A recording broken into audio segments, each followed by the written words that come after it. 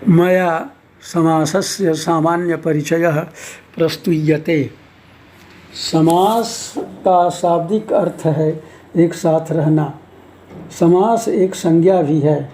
अनेक पदानाम एक पदी भवनम समासः।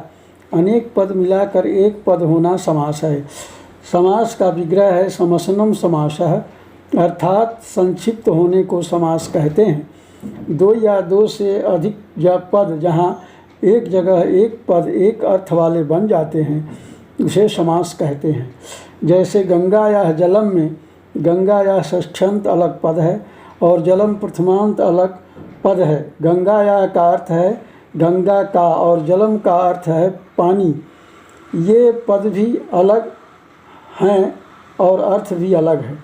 समास करके एक पद हो जाएगा गंगा जलम का और अर्थ भी एक ही होगा गंगा जल। इसलिए कहा जाता है कि समास में एकार्थी भाव रूप सामर्थ्य रहता है। जहाँ पदार्थों की एक साथ उपस्थिति होती है, पृथक पृथक नहीं, वहाँ एकार्थी भाव रूप सामर्थ्य होता है। अतः समास का लक्षण बताया गया है। एकार्थी भावापन्न पद समुदाय विशेषत्वम समासत्वम। समास दो या दो से अधिक पदों के साथ होता है। परस्पर संबद्ध अर्थ वाले पद ही एक साथ रह सकते हैं, अतः यही समास के योग्य होते हैं। परस्पर असंबद्धार्थ पद समास के योग्य नहीं होते। यद्यपि पद में दोनों प्रकार की विभक्तियां सुप और तिंग होती हैं, किंतु समास आधिक्येन सुबंत शब्दों के साथ ही होता है, तिगंत में नहीं होता। कुछ विशेष स्थलों पर तिगंत के साथ भी समास बताया गया है, वह आगे स्पष्ट होगा। यह अपवाद वेद के लिए ही है। समास में दो या दो से अधिक पदों के साथ लगी हुई विभक्तियों का एक बार तो लोप हो ही जाता है और समस्त पद हो जाने पर अंत में पुनः समुदाय से पृथक विभक्ति आती है। समास में प्रयुक्त सभी पद मिलकर एक पद के रूप में परिणत हो जाते हैं। तदनंतर समस्त पद के अंत में पुनः विभक्ति लगाई जाती है। इस तरह वह पद परिनिष्ठित हो जाता है। समास में होने वाली विशेषताओं के आधार पर समास लक्षण बोधक पद्य है। विभक्तिर्लुप्यते यत्र तदर्थस्तु प्रतीयते पदानां चैकपद्यंच समासः सोऽभिधीयते। अर्थात समास संज्ञा होने पर प्रातिपदिक संज्ञा होकर दोनों पदों को विभक्तियों का लोप हो जाता है।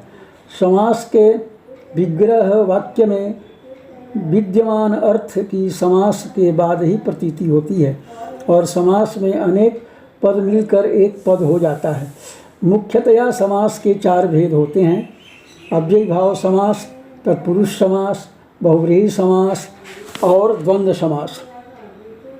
केवल समास भी एक माना जाता है, किंतु इस समास में समास तो होता है किंतु समास विशेष की संज्ञा नहीं होती है, इसलिए इसे केवल समास कहा जाता है।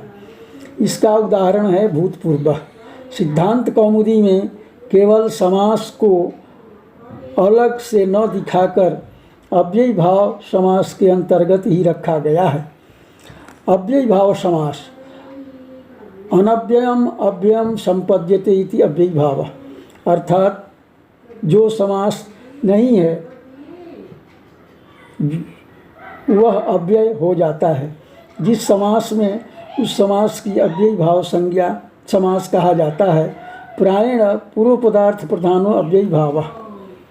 अव्ययी भाव समास में पूर्व पद के अंत की प्रधानता होती है।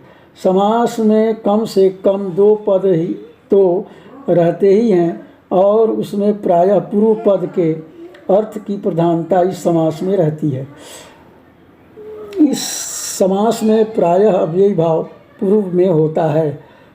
समास होने के बाद पूरा शब्द अव्यय भावश्च से अव्यय संज्ञक हो जाता है। इसका उदाहरण है उपकृष्णम, कृष्ण के समीप। तत्पुरुष समास प्रायेण उत्तर पदार्थ प्रधान तत्पुरुषः। तत्पुरुष समास में उत्तर पद अथवा पर पद अर्थात दूसरा या अंतिम पद का अर्थ प्रधान होता है। इसका विग्रह करना भी सरल हो जाता है। जैसे सह पुरुषः तत्पुरुषः, तम पुरुषः तत्पुरुषः, तेन पुरुषः तत्पुरुषः, तस्मै पुरुषः तत्पुरुषः, तस्मात् पुरुषः तत्पुरुषः, तस्य पुरुषः तत्पुरुषः, तस्मिन् पुरुषः तत्पुरुषः इत्यादि। विशेषण और विशेष्य के बीच में होने वाला समास कर्मधारय समास कहलाता है और वह तत्पुरुष समास का ही एक भेद है। कर्मधारय समास में यदि पहला पद संख्यावाची है तो वह द्विगु समास होता है और निषेधार्थक नञ्य पद के समास साथ तत्पुरुष समास होने पर उसे नञ्य तत्पुरुष समास कहा जाता है। तत्पुरुष भेद कर्मधारय, कर्मधारय भेद द्विगु, तत्पुरुष का भेद कर्मधारय और कर्मधारय का एक भेद द्विगु समास होता है। बहुव्रीहि समास प्रायेण अन्य पदार्थ प्रधानो बहुव्रीहि। इस समास में पूर्व पद का अर्थ भी प्रधान नहीं होता और उत्तर पद का अर्थ भी प्रधान नहीं होता, अपितु किसी अन्य ही पद का अर्थ प्रधान होता है। जैसे पीतानि अंबराणि यस्य स पीतांबरः, पीले कपड़े हैं जिनके वह है कृष्ण। समास होने के बाद यहाँ पर पीत का अर्थ भी प्रधान नहीं है और अंबर का अर्थ भी प्रधान नहीं है, किंतु अन्य पदार्थ कृष्ण का अर्थ प्रधान हो गया है। इसलिए बहुव्रीहि समास अन्य पदार्थ प्रधान माना जाता है। लगभग यह भी विशेष विशेषण समास ही है, किंतु अन्य पदार्थ की प्रधानता रहती है। द्वंद्व समास प्रायेण उभय पदार्थ प्रधानो द्वंद्वः। समास के लिए जितने शब्द लिए गए हैं उन सभी शब्दों का अर्थ प्रधान होता है, अर्थात उभय पदार्थ प्रधान द्वंद्व समास होता है। द्वे च इति तयोः समाहारः द्वंद्वम्। इस प्रकार द्वंद्व समास में दो या दो से अधिक पदों का समावेश होता है और उनकी भिन्नता चौ शब्द से की जाती है, अतः इसके सभी पद प्रधान होते हैं। इस समास के दो भेद हैं, इतरेतर योग द्वंद्व और समाहार द्वंद्व। प्रयुक्त शब्दों के अनुसार इतरेतर योग द्वंद्व में द्विवचन और बहुवचन होते हैं और अंतिम पद का जो लिंग है समस्त होने पर समस्त पद का भी वही लिंग हो जाता है। उदाहरणार्थ रामश्च कृष्णश्च रामकृष्णौ। समाहार द्वंद्व में समष्टिगत अर्थ को सूचित करने के लिए नपुंसक लिंग और केवल एक वचन ही होता है, जैसे पाणि च पादौ च पाणिपादम। ये जो सभी समास के पृथक पृथक लक्षण बताए गए हैं ये केवल बोध के लिए हैं, क्योंकि ये लक्षण अपने सभी लक्ष्यों में घटित नहीं होते।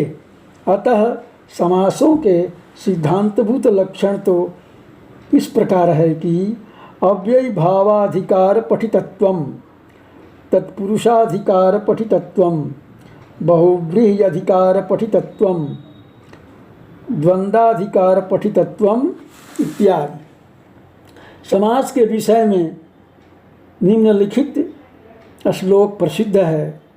वह यह है कि द्वंद्वो द्विगुरपि चाहम मद्गेहे नित्यम अव्ययी भावः, तत्पुरुषः कर्मधारयः जेना हम श्याम बहुव्रीहि। भक्त भगवान से प्रार्थना कर रहा है कि हे परम पुरुष, द्वंद्व हम दो प्राणी हैं और द्विगु अपिच और हमारे पास दो गाय और बछड़े हैं, किंतु मद्गेहे मेरे घर में नित्यम अव्ययी भावः, नित्य अव्ययी भाव रहता है, अर्थात खर्च करने के लिए कुछ भी नहीं है। कर्मधारय इसलिए मुझे तो बहुत कार्य कराए, जेना हम श्याम बहुव्रीहि, जिससे मेरे पास धान वाला हो जाऊं। सामान्यतया समास का विग्रह और विग्रह से समस्त जानने के लिए निम्नलिखित श्लोक बहुत उपयोगी है। चकार बहुलोद्वंदः शौचाचासौ कर्मधारयः जस्य जेषां बहुव्रीहि शेषस्तत् पुरुषः स्मृतः। जिसके विग्रह में अनेक च का प्रयोग होता है उसे द्वंद्व समास कहते हैं। जिसमें शौचासौ ऐसा विग्रह हो वह कर्मधारय समास है। जिसके विग्रह में जस्य जेषाम जेन जस्मिन इत्यादि शब्दों का प्रयोग होता है वह बहुव्रीहि समास है। इसके अतिरिक्त विग्रहों में तत्पुरुष समास समझना चाहिए। इतना ही व्याख्यान देकर मैं अपनी वाणी को विराम देता हूँ।